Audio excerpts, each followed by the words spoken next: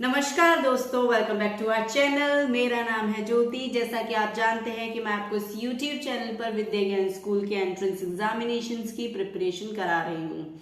हमें पता है कि हमारा एंट्रेंस एग्जामिनेशन 3 दिसंबर को कंडक्ट कराया जा रहा है, तो उसके लिए मैं आपके लिए लेके आई हूँ मैथ के कुछ टॉपिक्स और उनके क्वेश्चंस जो विद्या ज्ञान स्कूल के एंट्रेंस एग्जामिनेशन में पूछे जा सकते हैं। तो दोस्तों शुरू करते हैं बिना किसी देरी के। Let's go to our slides.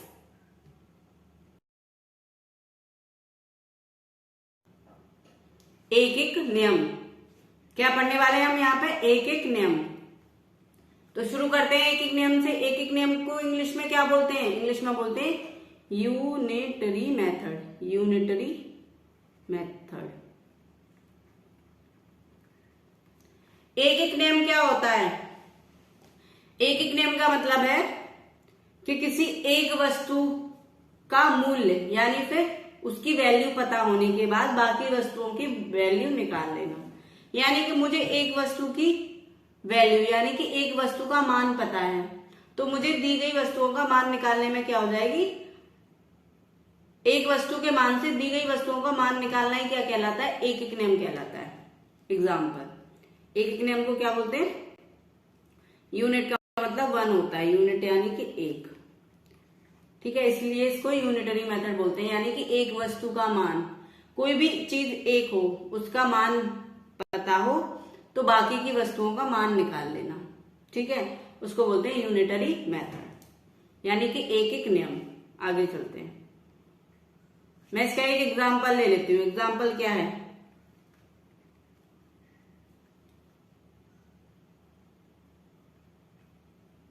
कि 5 पेन की कीमत कितनी है? 10 रुपए है। कितनी है? 10 रुपए। 5 पेन की कीमत 10 रुपए है। तो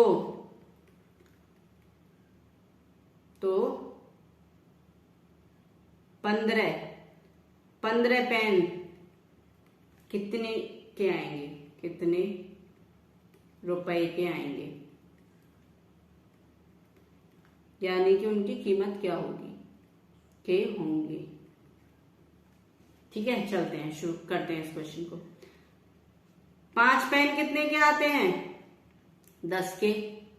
तो एक पेन कितने का आएगा? एक पेन कितने का आएगा? 5 पेन से मैं 10 को डिवाइड कर दूं तो एक पेन की कीमत निकल आएगी। कितनी आएगी? 10/5 यानी कि 2 रुपए। एक पेन की कीमत कितनी है? 2 रुपए। तो 15 पेन कितने के हो जाएंगे? 15 गुणे 2, तो कितने हो गए?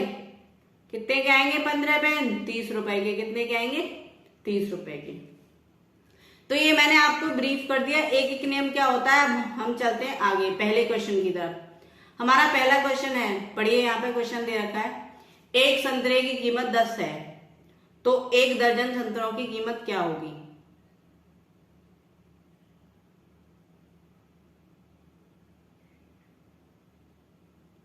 एक संतरे की कीमत 10 रुपए है, तो 1 दर्जन संतरे की कीमत क्या होगी?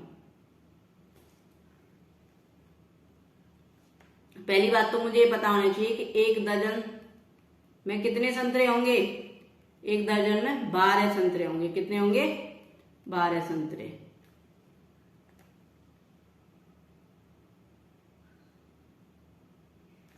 एक संतरे की कीमत कितनी है?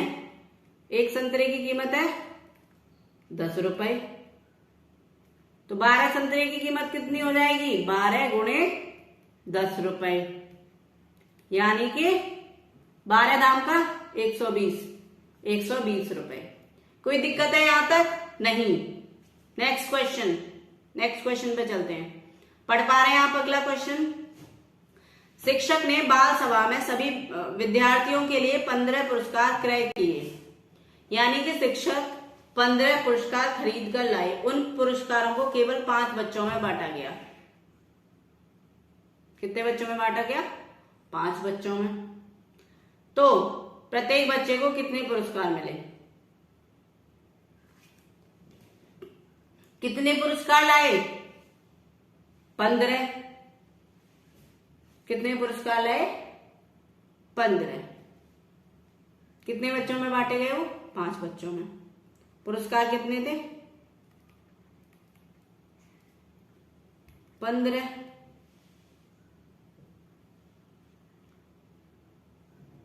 कितने बच्चों में बांटे गए? 5 बच्चों में। 5 बच्चों को कितने दिए गए? 15 पुरस्कार। तो एक बच्चे को कितने मिलेंगे? 15/5, यानी कि 3 पुरस्कार। कितने मिलेंगे? 3 पुरस्कार। 3 पुरस्कार मिलेंगे एक बच्चे को। तो आंसर क्या आएगा यहाँ पे? A option. आगे चलते हैं। एक बोरी में 50 किलोग्राम चावल आते हैं, तो ऐसे ही 8 बोरियों में कितने किलोग्राम चावल आएंगे? यानी कि एक बोरी में 50 किलोग्राम आते हैं, तो 8 बोरियों में कितने आएंगे?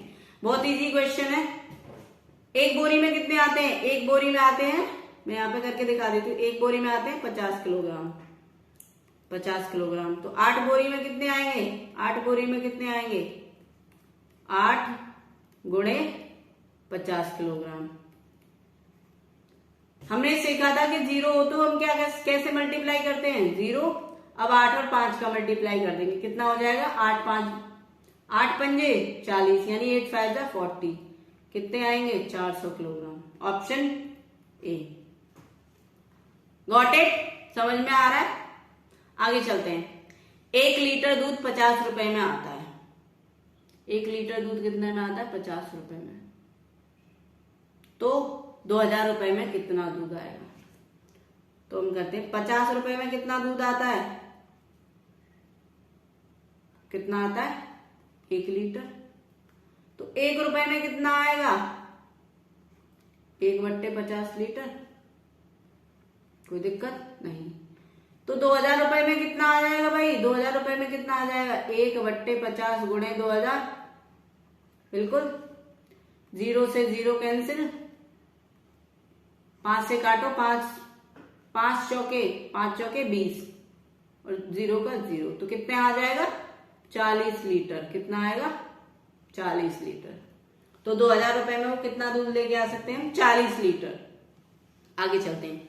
यदि 8 किलोग्राम चीनी का मूल्य 240 रुपए है, तो 12 किलोग्राम चीनी का मूल्य ज्ञात कीजिए। बहुत इजी क्वेश्चन है। 8 किलोग्राम चीनी का मूल्य कितना है? 240 रुपए। ठीक है, तो पहले हमें क्या करना पड़ेगा? 1 किलोग्राम चीनी का मूल्य कितना हो जाएगा? 240/8। तो मैं 8 का पहाड़ा आता है, 8 × 24 और ये 0। कितने की आई 1 किलो चीनी? 30 रुपए की। तो 12 किलोग्राम चीनी कितने की हो जाएगी? 12 गुणे 30। कितने की हो जाएगी? 12 गुणे 30। 0 12 × 36। 12 × 36, तो कितना आ गया? 360 रुपए। कितना आ गया? 360 रुपए। कितना आ गया? 360 रुपए। आगे चलते हैं। समझ में आ रहा है? आगे चलते हैं। किसी व्यक्ति ने एक पुस्तक की 3 प्रतियां 75 रुपए में खरीदी, तो बताइए 300 रुपए में वो कितनी प्रतियां खरीद सकता है? प्रतियां यानी कि फोटो कॉपीज। प्रति जानते हैं हम? कॉपी। 75 रुपए में कितनी खरीदी उसने? 3। 1 रुपए में कितनी खरीदता? 1 रुपए में कितना खरीदता? 3/75। कोई दिक्कत है यहां तक? तो 300 रुपए में कितनी खरीदेगा? 3/75 गुणे 300। अब मुझे पता है 75 का अगर मैं डायरेक्ट काटूंगी तो 4 जा 300। 75 चौके 300। तो यहां पे कितना बना? 3 गुणा 4, यानी कि 3 गुणे 4 कितना हो जाएगा? 3 चौके 12। कितनी प्रतियां खरीदेगा? कितनी कॉपी खरीदेगा? 12। तो ऑप्शन ए इज करेक्ट। समझ में आया? आगे चलते हैं। लास्ट क्वेश्चन है हमारा एक नियम का। यदि एक छात्रावास में प्रति 8 बच्चों के लिए चावल की खपत 4 किलोग्राम है। यानी कि 8 बच्चों के लिए कितना चावल लगता है? 4 किलोग्राम।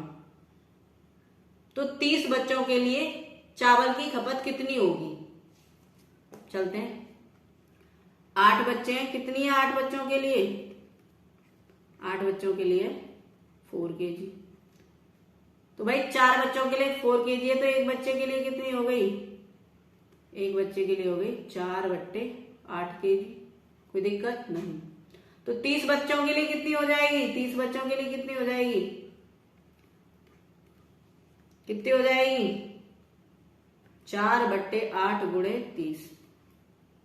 4 एकम 4, 4 दूनी 8, 2 से काटेंगे 30 को, कितने बार गया? 15। कितना हो जाएगी? 15 किलोग्राम। कितनी हो जाएगी? 15 किलोग्राम। कोई दिक्कत यहां तक? कोई परेशानी? ये थे हमारे एक नियम के क्वेश्चंस। तो लाभ हानि। तो चलते हैं अगले टॉपिक की तरफ। लाभ हानि।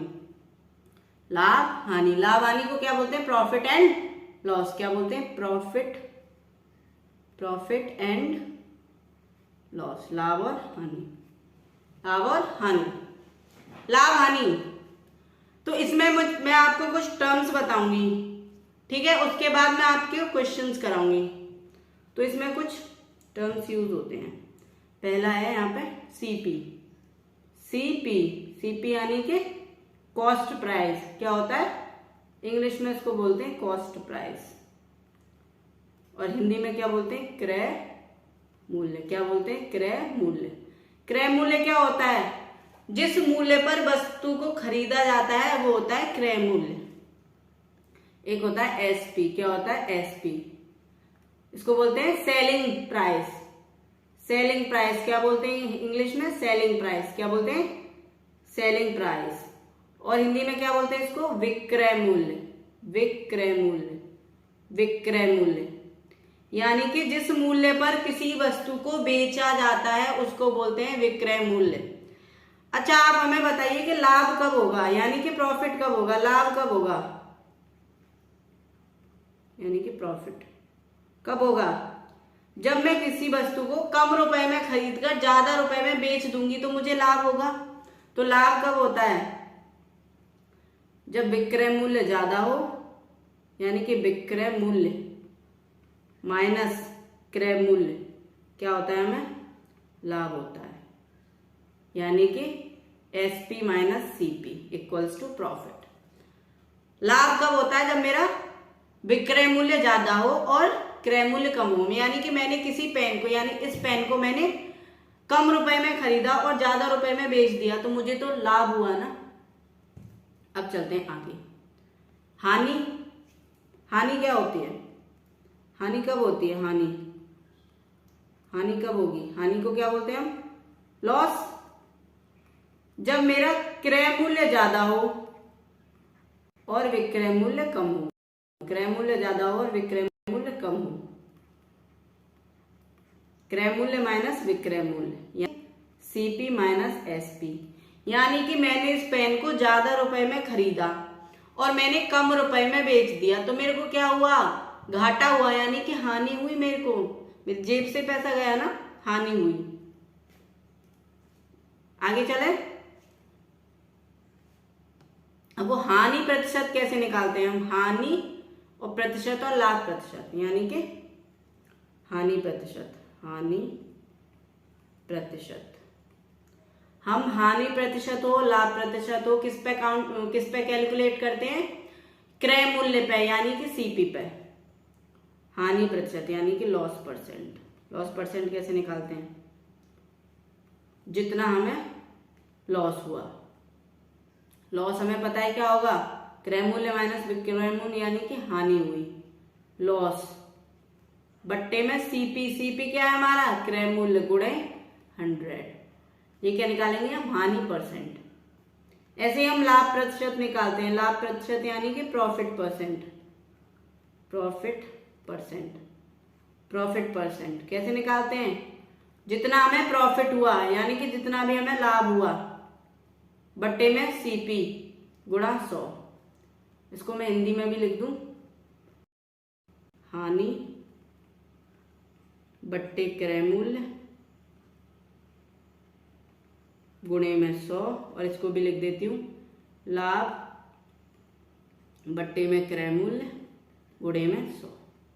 ठीक है, कोई दिक्कत हमें नहीं, यहां तक कोई दिक्कत है नहीं। आगे चलते हैं हम क्वेश्चंस की तरफ।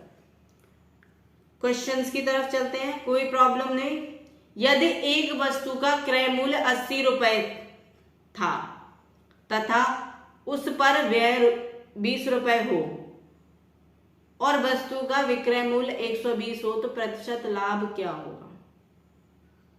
इसने मुझसे पूछा, क्या पूछा आप देख पा रहे हैं क्वेश्चन? नहीं देख पा रहे हैं? नहीं। इसने मुझसे पूछा कि एक वस्तु का क्रय मूल्य कितना था 80 और उसने उस पर 20 रुपए और खर्च कर दिए, तो कितना हो गया पूरा क्रय मूल्य? 20 रुपए उसकी जेब से खर्च हुआ, तो अब उसका क्रय मूल्य क्या हो गया? नया क्रय मूल्य कितना हो गया? 80 प्लस 20 यानी कि 100 रुपए। कितना हो गया? 100 रुपए। विक्रय मूल्य 20 हो तो प्रतिशत लाभ क्या होगा? विक्रय मूल्य कितना है? विक्रय मूल्य कितना है? 120। लाभ कितना हो गया मुझे इस पर? लाभ कितना हुआ? 120 माइनस 100 कितना हो गया? 20 रुपए। कितना हुआ? 20 रुपए लाभ हुआ। लाभ प्रतिशत का फॉर्मूला क्या है? मुझे यहाँ पे फॉर्मूला लिखने की जरूरत है क्या? नहीं, मैंने आपको बता दिया, फिर भी मैं एक बार लिख देती हूँ, ध्यान रखना। लाभ प्रतिशत क्या है? लाभ बट्टे में क्रय मूल्य गुणे में 100। तो लाभ कितना हुआ मुझे? 20 रुपए।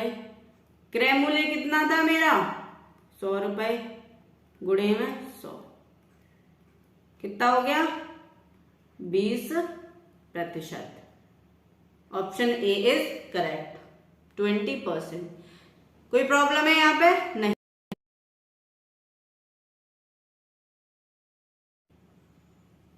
तो आगे चलते हैं दूसरे क्वेश्चन की तरफ। एक व्यापारी ने 120 प्रति भेड़ की दर से 60 भेड़ खरीदी।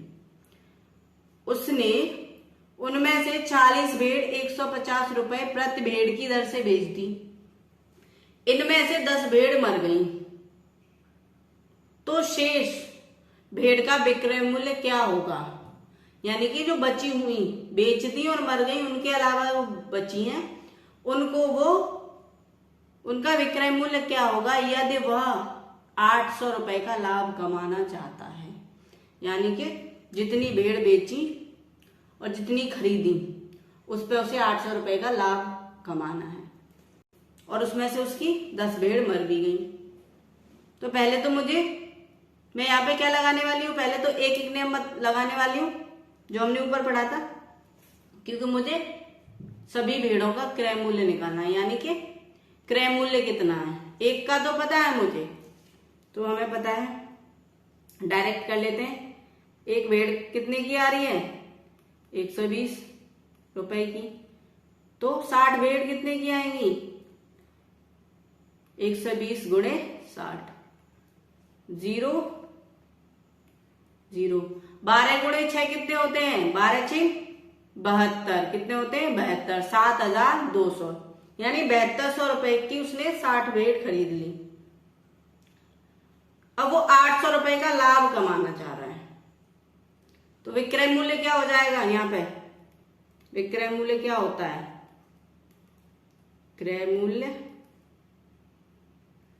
प्लस लाभ, यही तो होगा। यानी कि 7200 की उसने खरीदी और 800 का लाभ कमाना चाह रहा है, तो वो कितने की बेच दे? 8000 की बेच दे। तो उसका विक्रय मूल्य कितना होना चाहिए? 8000 होना चाहिए। नहीं होना चाहिए? तो अब उसने कह रहा है कि उसने जो 40 भेड़ थी, एक भेड़ कितने की बेची? 150 की। और कितनी बेची? 150 की दर से 40 बेची, तो कितनी हो गई? 40 गुणा 150। कितना हो गया इनका विक्रय मूल्य? 0 0। 15 चौके 60 यानी 15 गुणे 4 60 यानी कि 6000। उसने 40 भेड़ बेच दी 6,000 की, 10 भेड़ मर गई, उसके पास टोटल कितनी थी 60। अब जो उसने 10 भेड़ें बची वो कितने की बेचे कि उसे 800 का लाभ हो। अभी उसने 6,000 रुपए कमाए, उसको कितने कमाने हैं 8,000, तो कितने और कमाने हैं उसे। इसको मुझे यहां पे करने की तो जरूरत नहीं है, आप खुद ही इसको माइंड में ही कर सकते हैं कि 8,000 में से 6,000 जाएंगे कितने 2,000, कितने 2,000, यानी कि जो उसके पास 10 भेड़ बची हैं अभी उनको कितने की बेचे वो 2,000 रुपए की। 10 भेड़ को वो 2,000 रुपए की बेचे, तो एक भेड़ को कितने की बेचेगा, फिर से एक नियम यहां पे लग गया। एक भेड़ को कितने की बेचेगा 2,000 बटे 10, 0 से 0 कैंसिल, कितने की बेचेगा 200 रुपए की। अगर बची हुई 10 भेड़ों को वो 200 रुपए प्रति भेड़ की दर से बेचेगा तो वो 800 रुपए का लाभ कमा लेगा। समझ में आ गया क्वेश्चन, समझ में आ गया। तो ऑप्शन क्या होगा इसका, option B, option B correct होगा। आगे चलते हैं, आगे चलते हैं। एक पेंसिल का क्रय मूल्य उसके विक्रय मूल्य का 4 गुना है तो विक्रेता को कितने प्रतिशत का लाभ अथवा हानि होगी। पहली बात तो हमें ये क्लियर कर लो, यहाँ पे लाभ होगा या हानि होगी। एक बार बताओ, पेंसिल का क्रय मूल्य यानी कि सीपी, अब तो मैं क्रय मूल्य को सीपी यूज कर सकती हूँ, सीपी माइनस एसपी होगा तो क्या होगा लॉस होगा, यानी कि हानि होगी। और यहाँ पे भी सब में क्या दे रखी है हानि। अगर किसी में लाभ दे रखा होता तो वो हम यहीं से ऑप्शन से ही कैंसिल कर देते। उसने बोला है कि पेंसिल का क्रय मूल्य उसके विक्रय मूल्य का 4 गुना है, तो मैं क्या करूंगी विक्रय मूल्य मान लेती हूँ। माना विक्रय मूल्य कितना है, माना एसपी है एक्स, तो सीपी कितना हो जाएगा 4 गुना है तो 4x। हानि क्या होगी सीपी माइनस एसपी, कितनी हुई 4x माइनस एक्स, कितनी हुई 3x, उसको हानि हो गई। अब हानि प्रतिशत निकालो, क्रय मूल्य कितना है 4x, हानि कितनी है 3x, यानी कि लॉस बटे में सीपी गुणा 100। लॉस कितना है, हानि कितनी है 3x बटे में 4x गुणे 100। x से x कैंसिल, 4 से 100 काटेंगे कितनी बार कटेगा 25, 3 गुणे 25 कितना हो जाएगा 75% की हानि हो गई। कितने की हानि हो गई उसे 75% की हानि हो गई। बहुत इजी था क्वेश्चन, बहुत इजी था, कोई ज्यादा हार्ड नहीं था। आगे चलते हैं,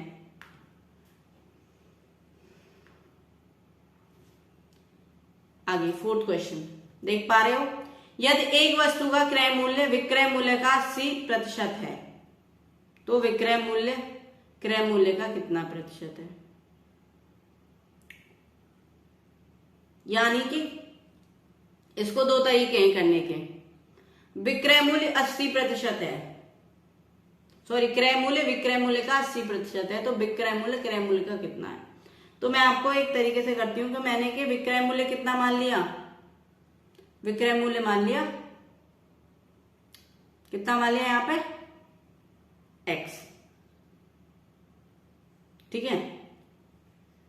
तो क्रय मूल्य कितना हो जाएगा, क्रय मूल्य कितना हो जाएगा, विक्रय मूल्य कितना माना मैंने, विक्रय मूल्य मान लिया यहाँ पे, विक्रय मूल्य इक्वल्स टू x माना, मान लिया मैंने। तो क्रय मूल्य कितना हो जाएगा, विक्रय मूल्य का कितना है x का 80%, x का 80%। तो विक्रय मूल्य क्रय मूल्य का कितना प्रतिशत होगा, क्रय मूल्य कितना है x का 80%। तो इसको मैं करूंगी, ये हो जाएगा 80 बट्टे 100 गुणे में x, 0 से 0 काटो 4 5, यानी कि 4x बट्टे 5 क्या हो गया ये सीपी यानी क्रय मूल्य। विक्रय मूल्य कितना है हमारा x, विक्रय मूल्य कितना है हमारा x, कितने में से, क्रय मूल्य का ही तो पूछा है, क्रय मूल्य में से क्रय मूल्य का कितना प्रतिशत है, तो ये क्या हो जाएगा एसपी कितने का, सीपी का कितने प्रतिशत है, तो एसपी कितना है x, सीपी कितना है 4x अपॉन 5, तो ये अपॉन वाला 5 कहां चला जाएगा ऊपर, इनटू में 5, x से x कैंसिल, गुणे में 100,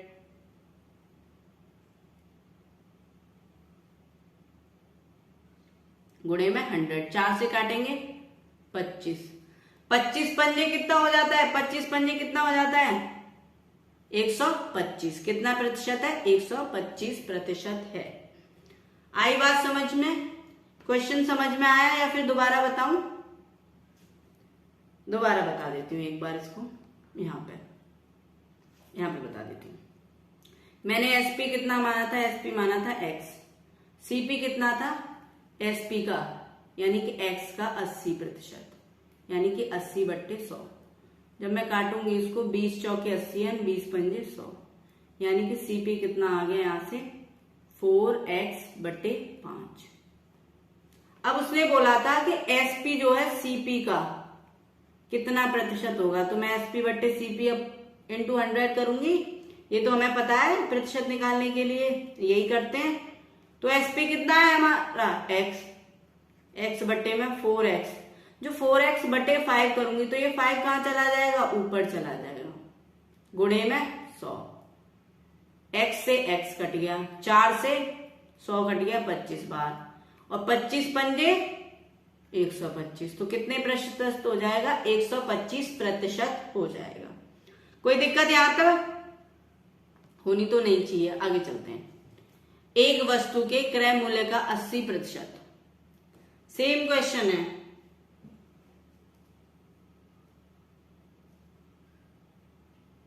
एक वस्तु के क्रय मूल्य का 80% उसके विक्रय मूल्य के 60% के बराबर है, तो क्रय मूल्य और विक्रय मूल्य का अंतर ज्ञात कीजिए।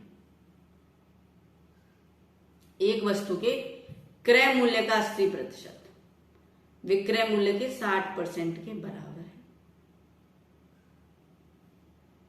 ठीक है।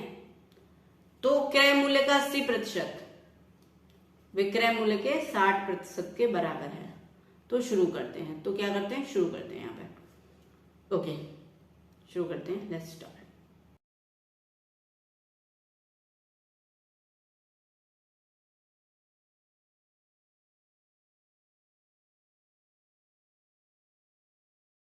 एक वस्तु का सीपी यानी कि क्रय मूल्य, सीपी का 80%, यहां पे लिखती हूं मैं सीपी का 80%। 80% कैसे लिख सकती हूँ, 80/100 किसके बराबर है, एसपी के 60% के बराबर। अब मैं एक बात तो जानती हूं कि जब हम इनको कंपेयर करेंगे तो ये 100 से 100 हट जाएंगे, तो ये कितना हो जाएगा 80 सीपी इक्वल्स टू 60 एसपी, यानी कि एसपी यानी कि विक्रय मूल्य। अब जब हम इसको ट्रांसफर करेंगे तो क्या हो जाएगा, सीपी बट्टे एसपी यानी कि क्रय मूल्य बट्टे विक्रय मूल्य कितना हो जाएगा 60/80, 20 से काट दो, 20 तिया 60, 20 चौके 80, 20 तिया 60, 20 चौके 80, यानी कि क्रय मूल्य बटे विक्रय मूल्य इक्वल्स टू 3/4। तो इनका रेशियो कितना हो जाएगा 3:4। किसका पूछा है, क्रय मूल्य और विक्रय मूल्य का, तो क्या रेशियो हो जाएगा 3:4, यानी कि अनुपात क्या हो जाएगा 3:4। कोई दिक्कत यहां तक नहीं, आगे चलते हैं नेक्स्ट क्वेश्चन की तरफ। छठा क्वेश्चन देख पा रहे हैं आप स्क्रीन पर, एक रेडियो का क्रय मूल्य 420 रुपए है, यानी कि एक रेडियो 420 रुपए में आता है। यदि विक्रेता इसे 10% लाभ पर बेचे,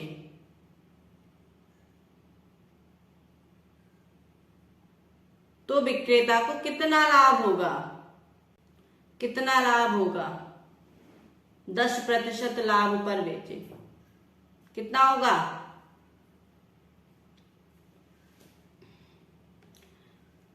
कितना हो जाएगा? 4200 का 10%। 4200 का 10% कितना हो जाएगा? उसे कितने रुपए का लाभ हो जाएगा? 4200 गुणे 10/100। 0 से 0 कैंसिल, कितने बचे? 42 रुपए। कितने का लाभ हो जाएगा उसे? 42 रुपए का। कितने का हो जाएगा? 42 रुपए का लाभ हो जाएगा। इजी था।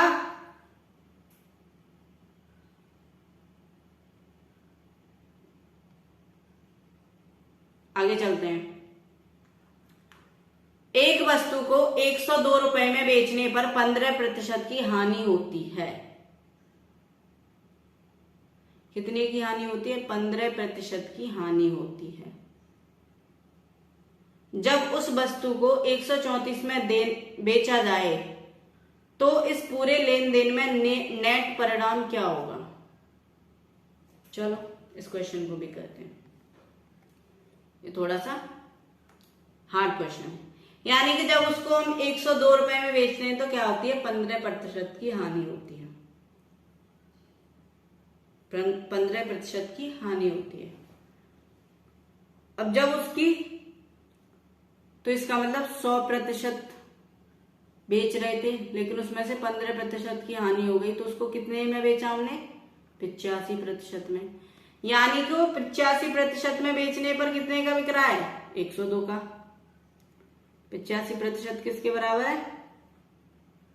102। तो इसका 100% क्या हो जाएगा? 85% ऑफ x निकालेंगे तो क्या हो जाएगा? 85/100 गुणे x इक्वल्स टू 102। उधर चले जाएंगे, सीधे सीधे कर देंगे। क्या हो जाएगा? 100% का मान क्या होगा? 102 गुणे 100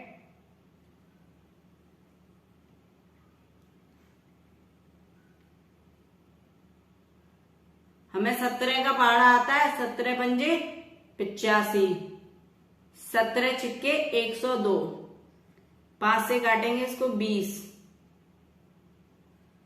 6 दूनी 12। 120 रुपए की वो उसका क्रय मूल्य कितना है? 120 रुपए। यानी कि 100% जो उसका मान है वही तो सीपी है, तो वो कितना है? 120। अब उसको जब 134.40 रुपए में बेचा जाए तो उसको क्या होगा? हानि तो होगी नहीं। तो सबसे पहले मैं क्या करूंगी? हानि वाले क्वेश्चन यहां से हटा दूंगी, क्योंकि हानि तो उसे हो ही नहीं रही है। क्या होगा? लाभ होगा। लाभ वाले कितने क्वेश्चन, लाभ कहां पे हो रहा है? 1। कितने प्रतिशत का लाभ होगा? नेट परिणाम क्या होगा? नेट। तो क्या होगा? उसे लाभ होगा। कितने का लाभ होगा? कितने में बेचा जा रहा है? 134 में। तो 134 माइनस 120 कितना हो जाएगा? कितना हो जाएगा? माइनस कर देते हैं। कितना हो जाएगा? 14.40। 14.40 हो जाएगा? नहीं हो जाएगा? बटे में 120 गुणे में 100 कितना हो जाएगा? 114, 0 से 0 कट जाएगा, बट्टे में 144 बट्टे में 12, 12 12 12 गुणे 12 44। यानी कि 12 का स्क्वायर कितना होता है? 144। 12 गुणे 12 144। तो कितने का लाभ हो जाएगा? 12% का लाभ हो जाएगा। अगर मुझे यहां से पता चल गया था कि मुझे लाभ हो रहा था और मुझे पता है कि बाकी सारे ऑप्शन में क्या दे रखा है? हानि हानि, तो मैं अगर इसको नहीं भी करती तो भी मेरा एक ही ऑप्शन था, वो भी सही होता। ठीक है, आई बात समझ में? आगे चलते हैं। एक आदमी एक कार 60,000 रुपए में खरीदता है। उस कार के मूल्य का 10% नए कार खरीदने में खर्च करता है। यानी कि उसने एक कार खरीदी जो कि 60,000 रुपए में खरीदी थी, और जितने पैसे खरीदे उसके 10% में, यानी कि जितने की कार खरीदी उसका 10% तो उसने और खर्च किया, किसमें? टायर खरीदने पर। ठीक है, तो अब मुझे पता है उसका नया सीपी कितना हो गया, 60,000 का 10% और जोड़ देंगे तो कितना आ जाएगा, 110%, यानी कि 100% और 10%, तो 110% निकाल दो 60,000 का, कितना हो जाएगा, बट्टे में 100, यानी कि 0 0 0, 11 छिक्के 66, 11 गुणे 6 कितना होता है, 66, यानी कि कितना हो जाएगा, 66,000। कितने में? अब उसको सीपी कितना बढ़ गया, 66,000। अगर वो उसको 15% का लाभ हो तो कितने में बेचेगा? अब ये 66,000 उसका कितना हो गया, सीपी हो गया। अब उसको 15% का लाभ चाहिए, 15% का लाभ चाहिए, तो कितने में बेचेगा? दो तरीके हैं इतने निकालने के, या तो लाभ निकाल दो, लाभ निकाल के सीपी में ऐड कर दो तो एसपी आ जाएगा। तो कैसे निकालेंगे, गुणा 15/100। एक तो ये तरीका है, 0 का 0, 15 का पाड़ा पढ़ो, 15 छिक्के 90, 90 का 0 ऐसे लागू 9, 15 छिक्के 90, 90 और 9 99, यानी कि इतने का उसे लाभ हुआ। क्या होगा ये, लाभ। लाभ को सीपी में जोड़ दो तो एसपी आ जाएगा। सीपी कितना था, 66,000, लाभ कितना है, 9,900, 9 6 15, 75,900, कितना आ गया, 75,900। एक तो ये तरीका था, और एक ये तरीका था कि जो सीपी आया, नया सीपी आया, उसका कितना है, 15% ज्यादा है, यानी कि 115% होगा उसका, यानी कि 100% तो सीपी हो गया, उसमें कितना बढ़ रहा है, 15%, तो 100 का 15% कितना हो गया, 115%। तो मैं डायरेक्ट क्या कर दूं, 66,000 का 115% निकाल दूं तो कितना आ जाएगा, मेरा सीधा सीधा क्या आ जाएगा, एसपी आ जाएगा। अब मैं क्या करूंगी, 0, अब इसको मल्टीप्लाई कर दो, 115 गुणे 66, 5 6 30, हासिल 3, 6 एकम 6 और 1, 6 और 3 9, 0 9 6, एक 0 तो ये है ही, 0 9 9 6 15, कैरी का 1 7, यानी कि 75900। दोनों तरीके समझ में आ गए। आगे चलते हैं, ठीक है, आगे चलते हैं क्वेश्चंस की तरफ। ओके, एक वस्तु 15% के लाभ पर बेची जाती है, ठीक है, यदि इसे 27 रुपए अधिक में बेचा जाए तो लाभ 20% होता, तो उस वस्तु का क्रय मूल्य क्या होगा? देखो, 15% लाभ में बेची जा रही थी, उसने बोला कि 27 रुपए और 15% में जो बेची जा रही है उसमें अगर मैं 27 रुपए और बेचूं तो कितना हो जाएगा, लाभ 20% के बराबर हो जाएगा। तो वस्तु का क्रय मूल्य क्या होगा, यानी कि जो सीपी था, सीपी के कितने पे बेची जा रही थी, 15% पे, 15% लाभ पर बेची जा रही थी, यानी कि कोई वस्तु जो 15% लाभ पर बेची जा रही थी, अगर उसको 27 रुपए और ज्यादा में बेचूं, 27 रुपए और ज्यादा में बेचूं तो क्या हो जाएगी, 20% हो जाएगी। कोई दिक्कत है हमें, यानी कि 15% ऑफ एक्स प्लस 27 किसके बराबर हो जाएगी, 20% ऑफ एक्स, यानी कि जो वस्तु है, जो नंबर है उसके 20% के बराबर हो जाएगी। तो मैं क्या करूंगी, 15/100 गुणे एक्स प्लस 27 किसके बराबर है 20/100 गुणे x। सॉरी, मैं नहीं, ऐसे नहीं काटूंगी, 5 से काटो, 5 × 15 20, यानी कि 3x/20 प्लस 27 किसके बराबर है, यानी कि x/5 के बराबर है। किसके बराबर है, x/5 के बराबर है। अब इसको सॉल्व कर लूं, यहां पे सॉल्व कर लेते हैं। 3x/20 plus 27 equals to x/5। कोई दिक्कत नहीं, कोई भी दिक्कत नहीं है। ये कितना है 3x/20, ये है x/5। मैं क्या करूं, इसको उधर ले जाऊं, यानी कि 27 x/5 माइनस 3x/20 कितना हो जाएगा, दोनों का एलसीएम 20। 4 से काटेंगे, 5 से 20 में भाग देंगे, कितना हो जाएगा 4। 4x minus 3x equals to 27। कितना बचा, x/20 इक्वल्स टू 27। x की वैल्यू कितनी आ रही है 20 × 27, यानी कि 27 दूनी 54। कितने रुपए है उसका क्रय मूल्य, कितना है 540। कितना है 540। समझ में आया, समझ में आया कि नहीं आया। देखो दोबारा समझा देती हूं कि जो वस्तु 15% पे बेची जा रही थी, किसी भी संख्या के 15% जो भी मान था, अगर उसमें मैं 27 रुपए और जोड़ लूं तो वो उसी संख्या के 20% के बराबर हो जाएगा। तो मैंने यहां पे इसको सॉल्व कर लिया, दोनों को बराबर रखे, तो ये हो गया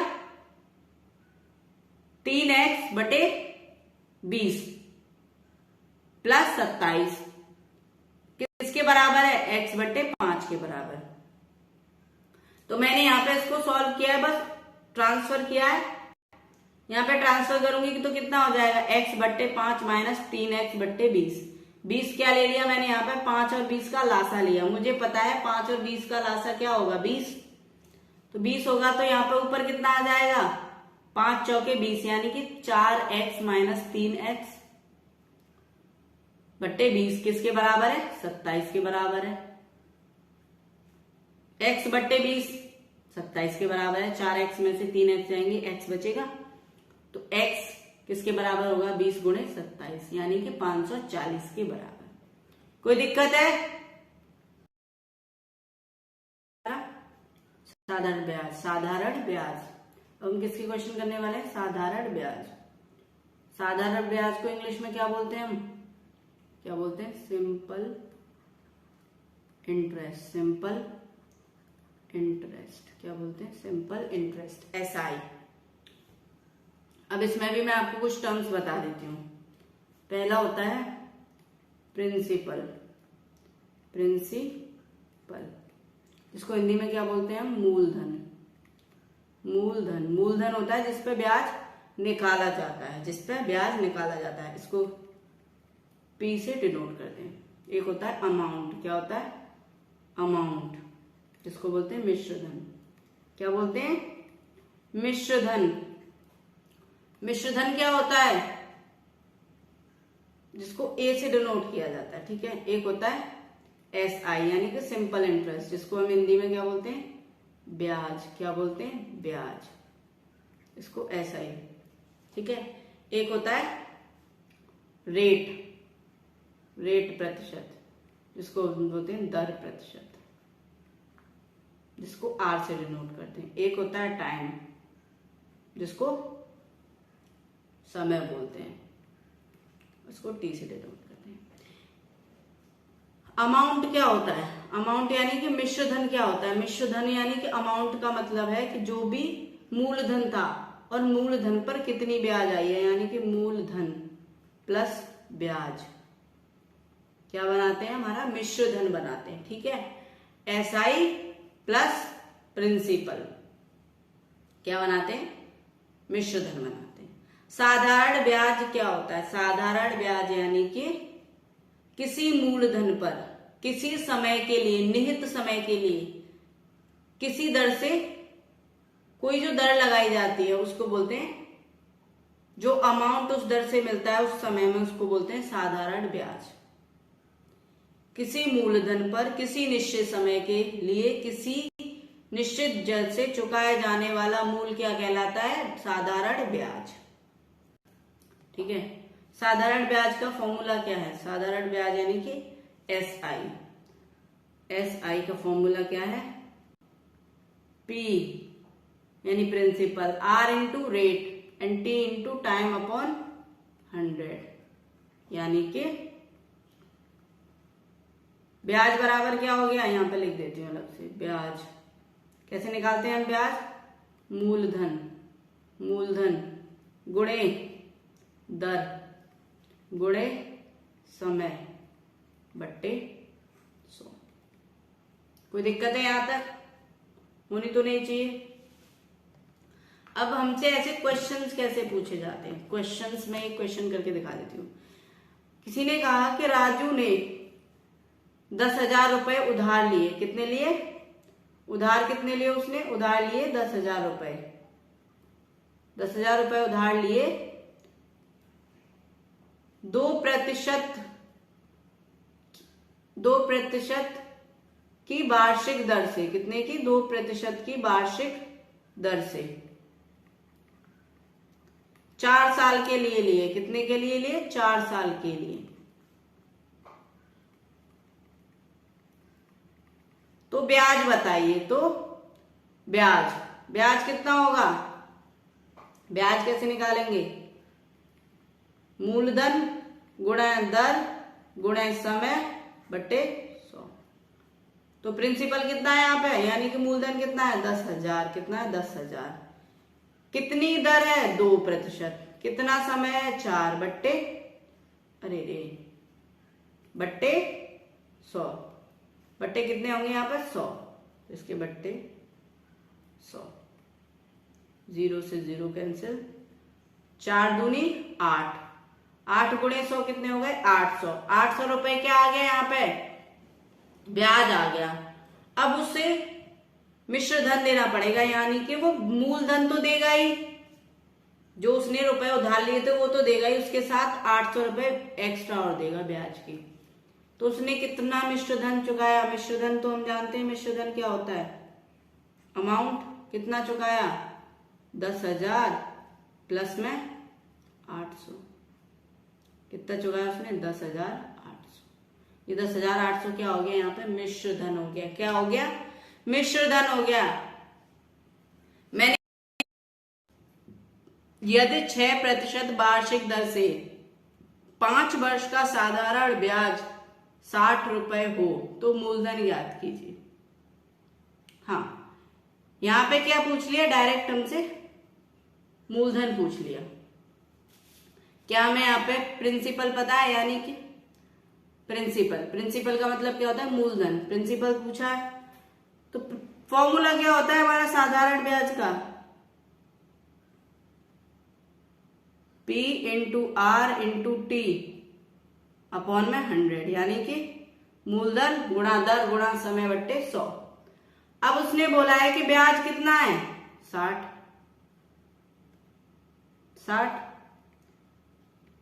P हमें पता नहीं है। रेट कितना है? 6 और टाइम कितना है? 5 बट्टे 100।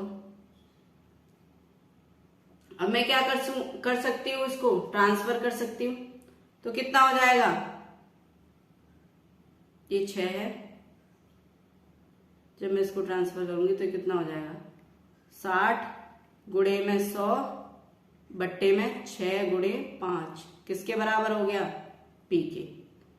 6 से काट दो, 6 दाएं 60, 5 से काटो, 5 दूनी 10। कितना आया? 200। प्रिंसिपल कितना है? 200, यानी कि मूलधन कितना है? 200। मूलधन कितना है? 200। हमसे क्वेश्चंस कुछ ऐसे ही पूछे जाएंगे घुमा के, डायरेक्ट क्वेश्चन नहीं करेंगे, वो कुछ ऐसे क्वेश्चन करेंगे। चलो आगे चलते हैं नेक्स्ट क्वेश्चन की तरफ। सेकेंड क्वेश्चन, रुपए 7300 पर 5 जनवरी 2007 से 8 अप्रैल 2007 तक का 12% वार्षिक दर से साधारण ब्याज ज्ञात कीजिए। पहली बात तो मुझे इसमें टाइम निकालना पड़ेगा। टाइम कितना है? 5 जनवरी 2007 से 18 अप्रैल 2007 तक का। तो जब भी हम समय निकालते हैं तो मैं इसको निकालते हैं, यहां पे निकालते हैं साल, यहां पे रखते हैं मंथ। तो अप्रैल कौन सा मंथ होता है? कौन सा होता है? 4th 04। और यहां पे लिखते हैं डे। तो कौन सी डेट है? यानी कि 18। अब डे में से डे घटाते हैं, कितना? 5। जनवरी कौन सा मंथ होता है? 1st। और ईयर कौन सी है? सेम ही है, 2007। 18 में से 5 गए, कितने बचेंगे? 13। और 4 में से 1 गए, 3। यानी कि 3 महीने 13 दिन। 2007 में से 2007 जाएगा तो 0 बचेगा। तो एक महीने में कितने दिन होते हैं? 30। तो 3 महीने में कितने हो जाएंगे? 90। 90 प्लस 13 कितना हो जाएगा? 103 दिन आ गए। कितने आ गए? 103 दिन। ठीक है, अब निकालेंगे हम इसका साधारण ब्याज। तो हमें पता है साधारण ब्याज का फॉर्मूला क्या होगा? SI equals to P into R into T, कोई दिक्कत? बट्टे में 100। ठीक है, कितना है हमारा मूलधन? मूलधन है हमारा 7300। दिखाई दे रहा है? रेट कितना है हमारा? 12%। दिन कितने हैं? टाइम कितना है? वार्षिक ब्याज, यानी कि ये वर्ष की वजह से दे रखा है। और हमें कितने का निकालना है? 103 दिन का। और पूरे वर्ष में कितने दिन होंगे? 365 होते हैं। तो ये क्या हो जाएगा? 103 बट्टे 365।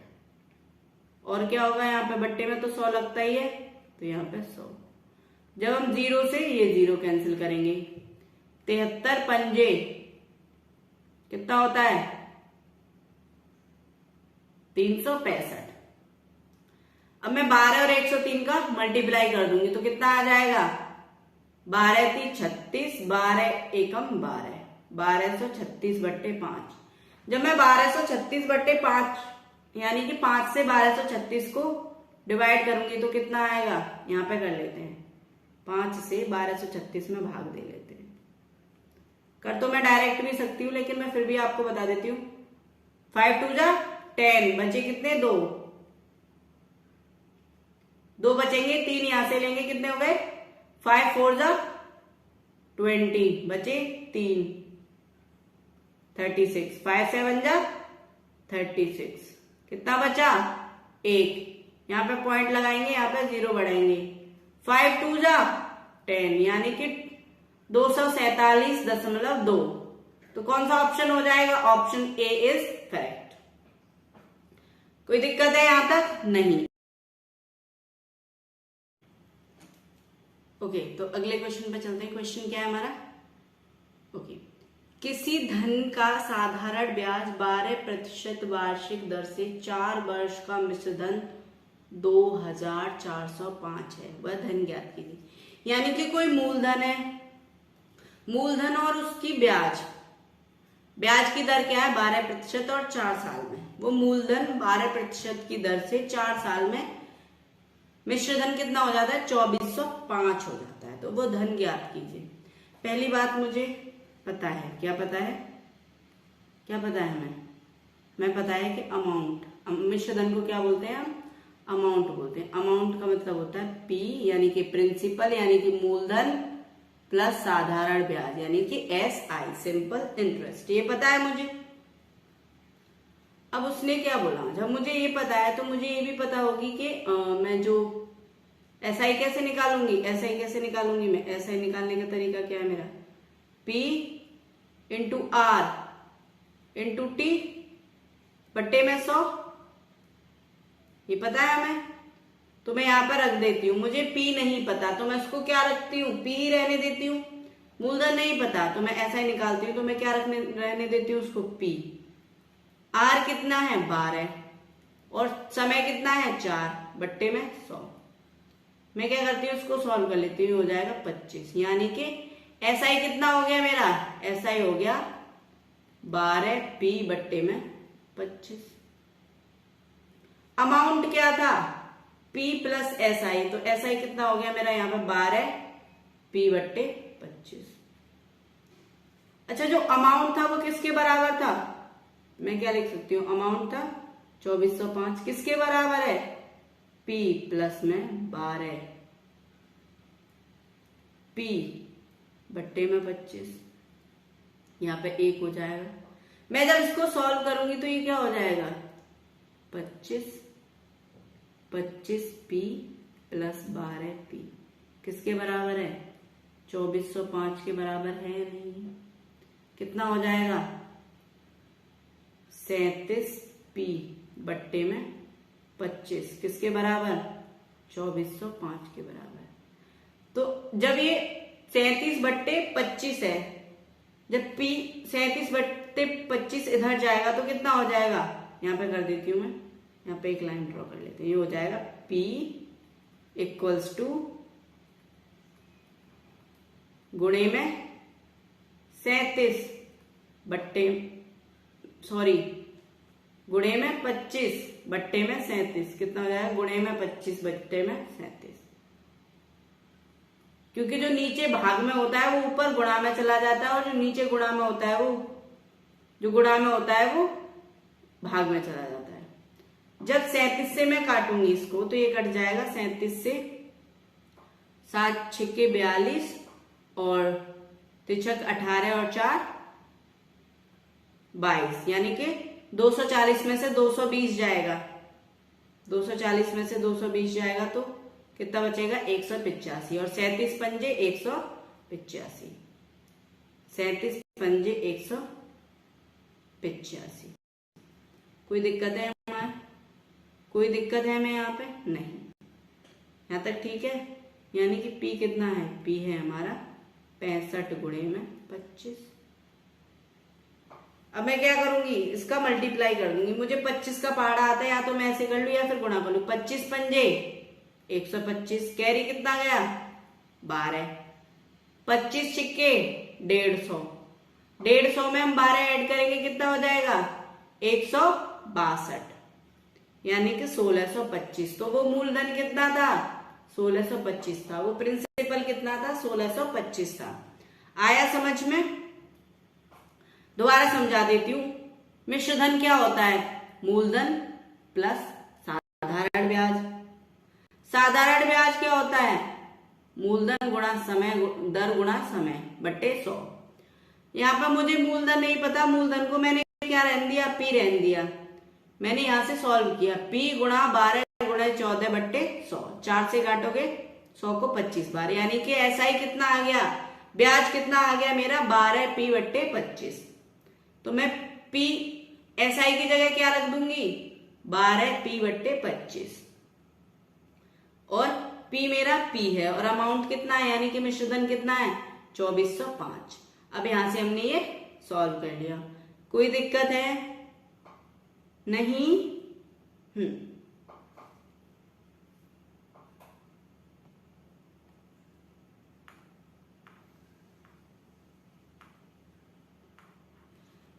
ओके, अगले क्वेश्चन पे चलते हैं। 5% वार्षिक दर से किस धन का साधारण ब्याज 1 रुपया प्रतिदिन होगा, प्रतिदिन होगा वार्षिक दर से। तो इसको करते हैं, सॉल्व करेंगे इसको।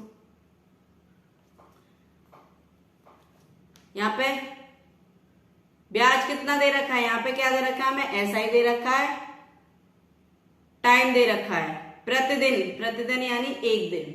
तो समय कितना दे रखा है, समय दे रखा है हमें 1 दिन। 1 दिन मतलब 1/365 साल। समझ में आ रहा है हमें, वर्ष। और दर कितनी है हमारी 5% और ब्याज कितनी है 1%। तो मैं क्या करूंगी, इसको किसके फॉर्मूले में लगा देती हूँ, SI का फॉर्मूला क्या है, P into R into T बट्टे में 100 कोई दिक्कत हमें यहां तक? 1 रुपया प्रतिदिन, ठीक है। तो कितना हो जाएगा? P गुणे में R 5 गुणे में T 1/365 बट्टे 100। अब ये क्या होगा? ये इधर चले जाएंगे, ये कितना हो जाएगा? ऊपर कर लेते हैं यहाँ पे। जब ये 365 गुणे 100 इधर जाएंगे, या फिर मैं इसको काट दूं सीधा सीधा, अभी नहीं काटते, इधर कर लेते, तो ये हो जाएगा 365, 1 से मल्टीप्लाई हो जाएगा तो इतना ही बचेगा, बट्टे में 5। किसके बराबर हो गया? प्रिंसिपल, यानी कि मूलधन के बराबर हो गया। तो 5 से काट दो इसको, 5 सत्ते 35, 1 बचा, 5 × 15 00, यानी कि P कितना आ गया? P कितना आ गया? 7300। यानी कि 7300 वह मूलधन है, वह प्रिंसिपल है जिसका एक दिन का 5% वार्षिक दर से ब्याज कितना हो जाएगा? 1 रुपया हो जाएगा। ठीक है, आगे चलते हैं। आगे भी ऐसे ही होना है कुछ। यदि 1 रुपया 1 माह का साधारण ब्याज है, 1 रुपए पर 1 माह का साधारण ब्याज 1 पैसा है, तो ब्याज की दर ज्ञात कीजिए। मैं क्या करूंगी, यहाँ पे पैसे में पूछा है, तो 1 रुपए में कितने पैसे होते हैं? 100 पैसे। तो मैं इसको सबको पैसे में कन्वर्ट कर लेती हूँ। एसआई क्या होता है? एसआई होता है P × R × T बट्टे 100। P × R × T बट्टे 100। ठीक है, यहां तक कोई दिक्कत होनी तो नहीं चाहिए। एसआई कितना है? 1 पैसा, यहां पे लिख देती हूँ। एसआई कितना है? 1 पैसा। आपका प्रिंसिपल कितना है? 1 रुपया, यानी कि 100 पैसा। 100 पैसा गुणे आपका समय कितना है? इसने बोला है समय, आपको वार्षिक ब्याज की दर याद करनी है। समय कितना है? 1 माह, तो कितना हो जाएगा? 1/12 वर्ष। 1 वर्ष में कितने माह होते हैं? 12, तो ये कितना हो जाएगा? 1/12 गुणे आर हमें नहीं दे रखी, आर तो निकालनी है। बट्टे में कितना हो जाएगा? 100 से यहाँ पे 100 कैंसिल हो जाएगा, यहाँ पे कितना हो जाएगा? 1 = R/12। जब ये इधर जाएगा तो कितना आ जाएगा? R = 12%। कितना आएगा रेट? 12%। 12% वार्षिक ब्याज की दर से 1 रुपए पर 1 माह का साधारण ब्याज 1 पैसा होगा। ठीक है, कोई दिक्कत यहां तक? नहीं। आगे चलते हैं। ये वाला क्वेश्चन देखिए। कोई धन किसी साधारण ब्याज की दर से, हमें रेट नहीं पता, हमें धन भी नहीं पता, हमें यहाँ पे एसआई भी नहीं पता, यानी कि साधारण ब्याज भी नहीं पता, हमें पता है तो सिर्फ टाइम पता है। कोई धन किस साधारण ब्याज की दर से 20 वर्षों में 3 गुना हो जाएगा। हमें यहाँ पे पूछा क्या है? रेट पूछा है। कोई धन मतलब P होगा, यानी 3 गुना हो जाएगा। 3 गुना हो गया वो मिश्र धन। 3 गुना होने का मतलब है वो क्या हो गया? मिश्र धन हो गया। 3P हो गया। तो प्रिंसिपल कितना रहा होगा? P। तो ब्याज कितना रहा हो गया? 2P। मैंने मान लिया कि वो 3 गुना हो गया, यानी कि P जो मूलधन था वो 3 गुना हो गया, तो उसका ब्याज कितना हो गया? मिश्र धन का मतलब क्या होता है? साधारण ब्याज प्लस मूलधन, तो 2P रहा होगा। तो 2P क्या आ गया यहाँ पे हमारा? SI। SI क्या आ गया हमारे यहाँ पे? 2P। तो SI हमारा फॉर्मूला क्या होता है? SI = P × R × T बटे में 100। कोई दिक्कत है हमारी यहाँ पे? नहीं। SI कितना है हमारा? 2P। P 2P equals to P कितना है? P तो P रहेगा, कितना 20 वर्ष। R हमें पता नहीं है, R हमें निकालना है, बट्टे में 100। 20 से 100 काटो, कितने बार कटेगा? 5 बार। जब ये इधर आएगा तो ये हो जाएगा 2P बट्टे में P गुणे 5 इक्वल्स टू R। P से P कट गया, 2 5 जा 10। रेट कितना रहेगा? 10%।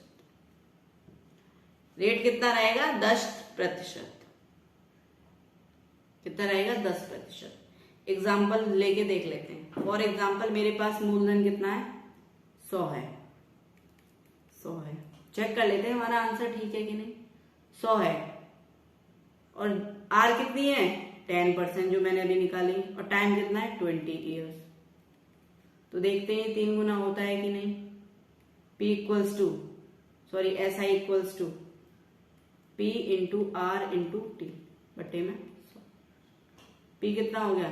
100 गुणे 10 गुणे 20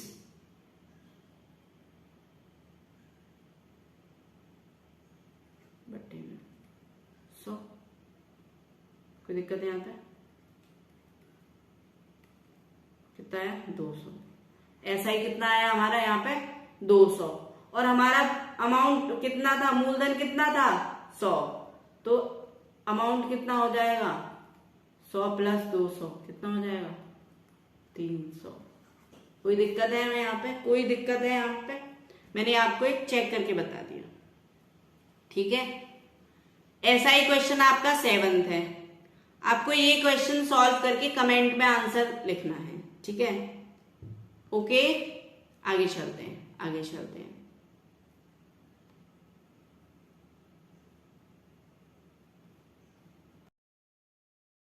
तो दोस्तों ये था आज का हमारा टॉपिक। तो बने रहिए और अधिक जानकारी के लिए हमारे YouTube चैनल पर हमारे वीडियोस को लाइक कीजिए, शेयर कीजिए, जिससे कि ज्यादा से ज्यादा बच्चे हमारे चैनल से जुड़ सकें और अपनी तैयारी को बेहतर बना सकें। और हमारे चैनल को सब्सक्राइब कर दीजिए और बेल आइकन को प्रेस कर दीजिए, जिससे कि जब भी हमारी क्लास आए आपको नोटिफिकेशन सबसे पहले मिल जाए। धन्यवाद दोस्तों।